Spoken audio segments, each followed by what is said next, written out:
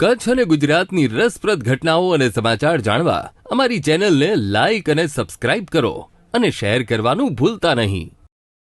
કચ્છ સરહદે વાગડ વિસ્તારમાં બીએસએફ દ્વારા એક શંકાસ્પદ વ્યક્તિને પકડવામાં આવ્યો છે. બાલાપર પોલીસ મથક વિસ્તારમાં આંતરરાષ્ટ્રીય સરહદ નજીક ઝીરો લાઇન પર આવેલા પિલર નંબર 992 પાસેથી આ શખ્સને ઝડપી લેવામાં આવ્યો છે. પકડાયેલા વ્યક્તિની ઓળખ સમીર શમશેર અંસારી તરીકે થઈ છે, જે બિહારના મુઝફ્ફરનગર જિલ્લાના દામોદરપુર ગામનો રહેવાસી છે.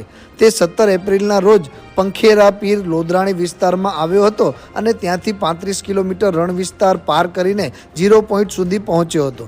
બીએસએફના જવાનોએ તેને આંતરરાષ્ટ્રીય સરહદ પર આવેલી વાડ પાસેથી પકડી પાડ્યો છે. તેની પાસેથી હાલ ભારતીય નાગરિકતાનું આધાર કાર્ડ અને અન્ય વસ્તુઓ મળી આવી છે. બાલાસર પોલીસ, પૂર્વ કચ્છ એસઓજી તેમજ વિવિધ સુરક્ષા એજન્સીઓ અને આઈબી દ્વારા તેની પૂછપરછ કરવામાં આવી છે.